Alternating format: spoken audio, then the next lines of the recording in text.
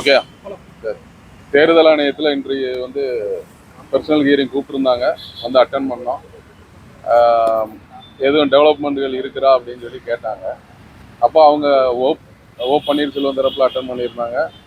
இவர் எடப்பாடி பழனிசாமி தரப்பில் நாங்கள்லாம் அதிமுகவிலேருந்து நீக்கப்பட்டவங்க அப்படின்னு சொல்லி சொன்னாங்க. இப்போ இதே வாதத்தை மாண்புமிகு மெட்ராஸ் உயர்நீதிமன்றத்தில் நான் வழக்கு தாக்கல் செய்த பொழுது எடப்பாடி பழனிசாமி அவர்கள் தரப்பில் வச்சாங்க. அப்போ மாண்புமிகு உயர்நீதிமன்றம் என்னோட உறுப்பினர் அட்டை எல்லாத்தையுமே பார்த்துட்டு அவங்க இவருங்க அதிமுக உறுப்பினர் தான், அதிமுக கட்சியில் செய்த மாற்றங்களையும் திருத்தங்களையும் எதிர்த்து வழக்கு தாக்கல் செய்யறதுக்கு எனக்கு சட்ட ரீதியாகவே அனுமதி கொடுத்துருக்காங்க. இது எடப்பாடி பழனிசாமி அவர்களுக்கும் சி.வி. சண்முகம் அவர்களுக்கும் எல்லாருக்குமே தெரியும். அவங்க வேணும்னே பத்திரிகையில் திருச்சி சொல்கிறாங்க. அடுத்தது முக்கியமானது பார்த்தீங்கன்னா, திரு எடப்பாடி பழனிசாமி அவர்கள் 2 கோடி பேர் அதிமுகவில் உறுப்பினர்களாக இருப்பதாக சொல்கிறார். ஆனால் போன பாராளுமன்ற எலெக்ஷனில் பார்த்தீங்கன்னா 89 லட்சம் பேர் தான் ஓட்டே போட்டிருக்காங்க அதிமுகவில். அப்போ 2 கோடி பேர் மெம்பர் இருக்கிற ஒரு கட்சியில் மொத்தம் 89 லட்சம் தான் நீங்கள் வாக்கு வாங்கியிருக்கீங்கன்னா, மீதி இருக்கிற ஒரு 1 கோடியே 10 லட்சம் உறுப்பினர்கள் எடப்பாடி அவர்களுக்கு சாதகமாக இல்லை. இதுபோக பொதுமக்களும் அதில் ஓட்டு போட்டிருக்காங்க. இந்த 2017க்கு அப்புறம் நடைபெற்ற அனைத்து தேர்தல்களையும் பார்த்தீங்கன்னா, இந்த கட்சி உறுப்பினர்கள் எண்ணிக்கையில் கிட்டத்தட்ட ஒரு 60% தான் எடப்பாடி பழனிசாமி அவர்களால் பெறப்படுறது. அது கடைசியில் இது கிட்டத்தட்ட 40% மாதிரி ஆயிடுச்சு.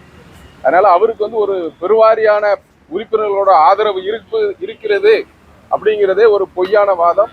அவர் பொதுக்குழுல இருக்கிற பதவி அதிகாரத்தை கையில வச்சிருக்கிற ஒரு 2000 பேரோட ஆதரவை மட்டும் பெற்றுக்கொண்டு கட்சியை தவறாக வழிநடத்தி சென்று கொண்டிருக்கிறார். இது மெட்ராஸ் உயர் நீதிமன்றத்தில் நானும் சுரேன் பழனிசாமி அவர்களும் சேர்ந்து தாக்கல் செய்த வழக்கு இன்னும் நிலுவையில் தான் இருக்கிறது. ஏன்னா அந்த உயர்நீதிமன்றத்தில் ஓ பன்னீர்செல்வம் அவர்கள் தாக்கல் செய்த வழக்கு தள்ளுபடி செய்யப்பட்டது. திருமதி சசிகலா நடராஜன் அவர்கள் தாக்கல் செய்யப்பட்ட வழக்கு தள்ளுபடி செய்யப்பட்டது. ஓ பன்னீர்செல்வம் அவர்களுடைய ஆதரவாளர்கள் ஒரு 5 பேர் வழக்கு தாக்கல் செஞ்சாங்க. எல்லாரோட வழக்குமே தள்ளுபடி தான் செய்யப்பட்டிருக்கு. எங்க வழக்கு மட்டும்தான் அதாவது அடிப்படை உறுப்பினர்கள் சார்பாக அப்படின்னு நாங்க போட்ட வழக்கு தான் நிலுவையில் இருக்கு. விரைவில் ஒரு 2-3 மாதங்களுக்குள் அதற்கு உரிய தீர்ப்பு கிடைக்கும். நல்ல தீர்ப்பாகவும் இருக்கும். ஒரு அனைத்து தொண்டர்களையும் அரவணைத்து அனைத்து தொண்டர்களின் ஆதரவுடன் ஒரு புதிய பொதுச் செயலாளர் வருவார். வருகின்ற சட்டமன்ற தேர்தலை நாங்கள் அதிமுக கட்சி புதிய எழுச்சிமிகு தலைமையுடன் சந்திப்போம். அதில் உறுதியாக வெற்றியும் பெறுவோம். தேர்தல் ஆணையத்தில் நீங்க என்ன கோரிக்கை வைக்கிறீங்க? தேர்தல் ஆணையத்தில் அதாவது ஒரு கட்சி ஒரு கட்சி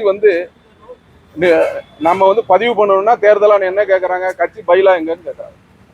அந்த பைலாவில் புரட்சி தலைவர் எம்.ஜி. ராமச்சந்திரன் அவர்கள் கட்சியோட நிறுவனருங்கிற முறையில் ஒரு பைலா வழிவகுத்து வச்சிருக்காரு. அனைவரும் கட்சியில சேரும் போது கட்சியின் சட்ட திட்டங்களுக்கு உட்பட்டு நடப்பேன்னு சொல்லி ஒரு டிக்ளரேஷன் கொடுத்து தான் நாங்கள் சேர்றோம். சேர்ந்த பிறகு அவர் ஒரு அதாவது அனைத்து அடிப்படை உறுப்பினர்களும் ஓட்டு போட்டு தான் தேர்ந்தெடுக்கணும். அடுத்தது ஒருத்தர் 5 வருஷம் கட்சியில உறுப்பினராக இருந்தாலே அவர் பொதுச் செயலாளர் பதவிக்கு போட்டியிட முடியுங்கிற ஒரு சரத்தையும் அவர் வச்சிருக்காரு. இதை யாராலும் மாற்ற முடியாதுன்னு சொல்லி வச்சிருக்காரு. மாண்புமிகு அம்மா அவர்கள் மறைவுக்கு பிறகு கட்சியில ஒவ்வொரு நேரமும் அவங்களுக்கு சாதகமாக விதிகளை மாற்றி கொண்டு வந்திருக்காங்க. இன்னைக்கு இருக்கிற விதிப்படி யாருமே பொதுச் செயலாளர் பதவிக்கு போட்டியிட முடியாது.